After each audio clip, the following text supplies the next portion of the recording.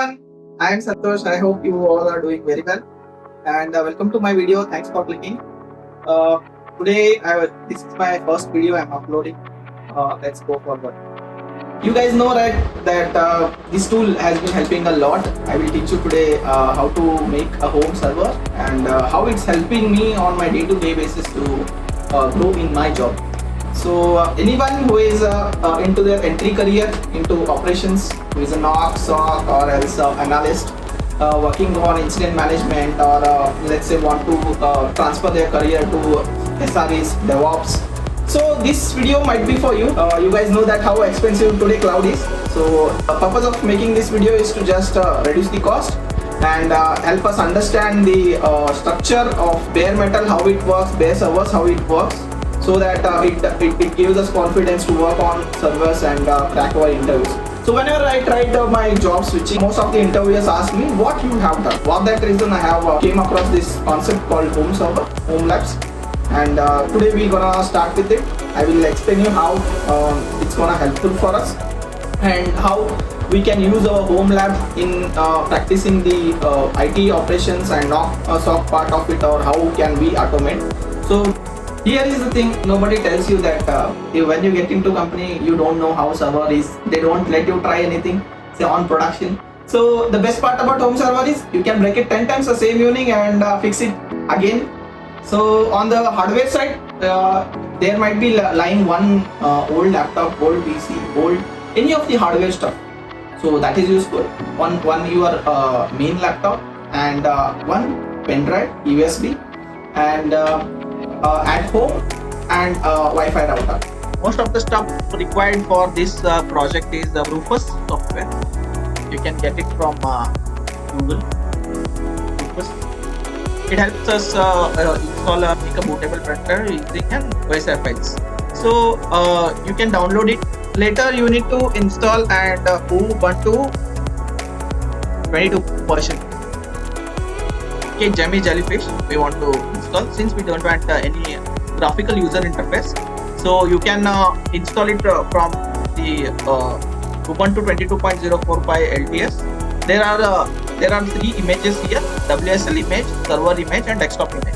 Desktop image supports graphical user interface, which uses more RAM, and server install image doesn't use any graphical user interface. It uses an open terminal. So if you have any idea about how to use a terminal, I better suggest you use server install image. Okay. Later, now after you downloading this file, so once you get into the pen drive, first you need to format it.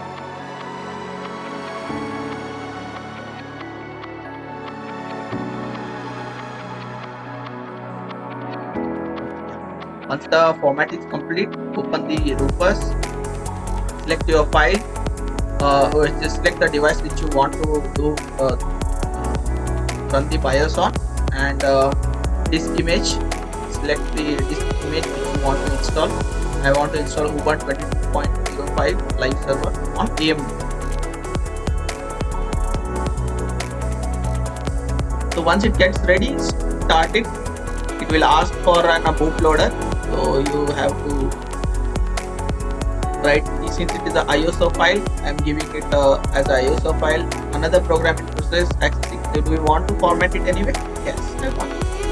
Warning: all data on this is just a format. So it takes some 10 to 15 minutes. I will get back to you once it's done. Yeah, as you can see now, the been made a bootable pen drive. You can check here. You can close this. So if you refresh this, your server will be ready. So after this, we will go to our laptop.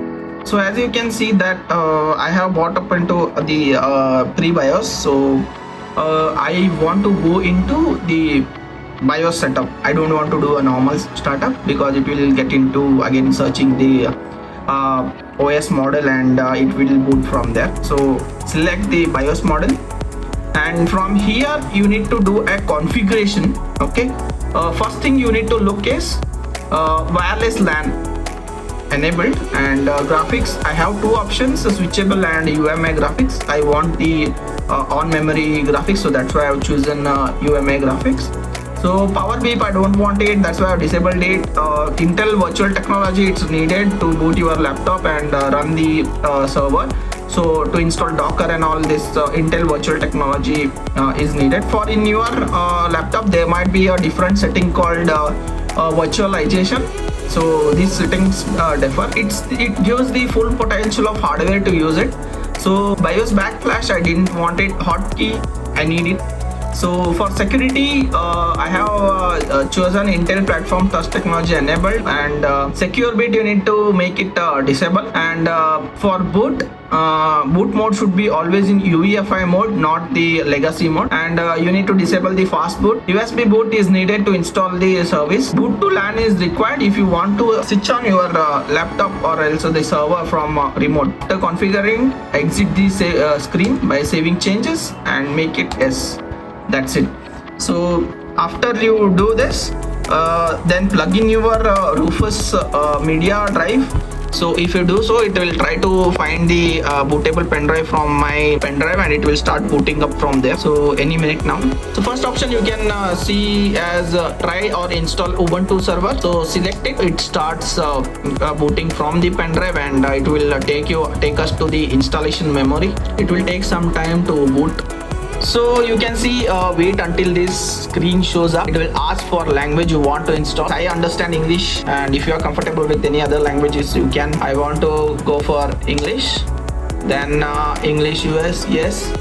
Here you can see the at bottom it shows as done. Then I want Ubuntu server menu. So as of now, for first users, I would really suggest go with the Ubuntu server. So after that, layout, I want it as US itself. I want to select as continue without network, and here you can see configurations. ENP1SO shows as an Ethernet configuration. So here you need to go for edit IPv4, and here IPv4 is made as disabled. You need to make it manual DHCP. Subnet you need to use as local IPv address, give it /24, so that we are blocking that IP address to access this server. Since my LAN IPv4 is 192.168.31.1/24, I would give address. I want to give as 192.168.31.150. Since it's in the range of that IPv4 address, that's why I'm giving it. Gateway was 192.168.31.1. Name of the servers 8.8.8.8 1.1.1.1. You can use instead as well 0.0.0.0. 1.1.1 is very used by Cloudflare, and it's very fast. And 8.8.8 is used by Google, so it is also as fast. So pick a username which you want. So make sure everything is your caps lock is not on, because it won't take capital letters. Choose wisely and make a note of it. Choose a password what you want to use. So I have chosen a 4-letter password so that it's easy to log in.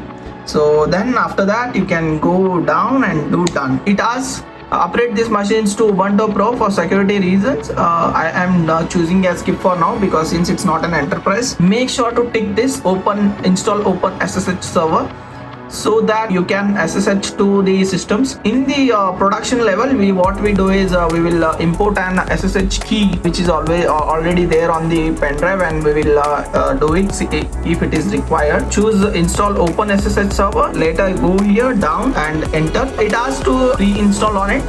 We don't need it, because since we are using it as a work environment, we will all install everything on our own.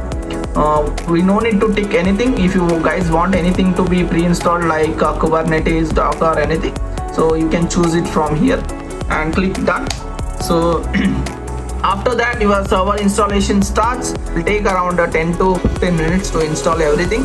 So you can see now the installation has been complete. Here it comes as installation complete. So you need to reboot it. If you have plugged in the USB media, it will ask us to remove now. See here, failed unmounting drive. It is please remove the installation media. Then press enter.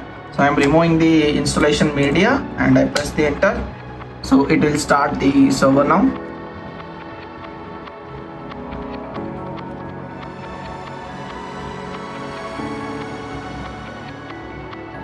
So you can see that I have boot up into the login page. So I will type my username. Yes, I have logged into my server now. Now let's move to my home and PC screen so that we will SSH into the system. So to SSH into the server, first we will open the terminal. Later we will try to SSH. I have connected to the same Wi-Fi network which are connected to the server. So yes, the username which you want to log in @ the local IPv4 address which you wanted to log in 192. Which in my case is 192.168.31.8. So it will ask the complete, but just press yes, and it will ask for password. Then you have to use the password which you have given at the installation. As you can see, we have successfully logged in into the server. So basically there are few settings we need to make sure those are being changed, can run it when the lid is closed. Once you log in into the system, you need to first do the sudo apt upgrade. I'm passing -y, give the password. So it will start installing required packages. Installation is complete, so you just need to select OK, press enter. System will restart all the required necessary applications.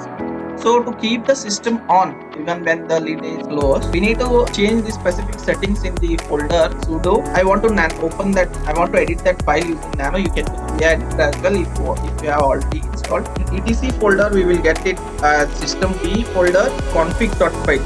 It's a login config file. So if you do nano. So if you can see here, there are all the processes already been mentioned. You just need to remove the hash. Hash means it won't do anything. So you need to change handle lid switch is equal to suspend, right? So you need to change this handle lid switch suspend to ignore, IGNORE, ignore. Okay. Then handle lid switch external power, it is at suspend. We need to do it as ignore and remove the hash. Here as ignore, IGNORE. Handle lid switch top, you need to keep it as ignore. So you need to change these setting and exit. So it is asking save modified buffer. Yes, press Y. It has been saved. So I want to exit the nano file. Control. So I want to exit. Control Y and enter. So it is saved, right? So that even if you close the lid, your laptop will be on. So but right now we have not yet restarted the system service. To apply the changes, we need to restart the service. So sudo. So yeah. So once you restart it, you can check the status as well. SYSTMCTL status system SYS.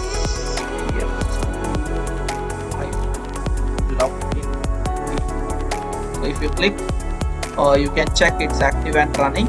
So once it's done, you can close the lid. So it will be done. So btop is a command which allows you to show the CPU utilization and all. So once it's done, you can check all the system what's running, what all system utils. It's just a basic task manager. So as you see now, we have set up the PC. So next in the next video, we will see about what is the CPU utilization basic checks, what we need to do. We will set up I will explain what are the basic commands we can use in Linux, and how to write a basic shell script, and how to set up a cron job. So hope you guys enjoyed the video. Please do like and subscribe if you like my content. Thank you. We'll see you in next video.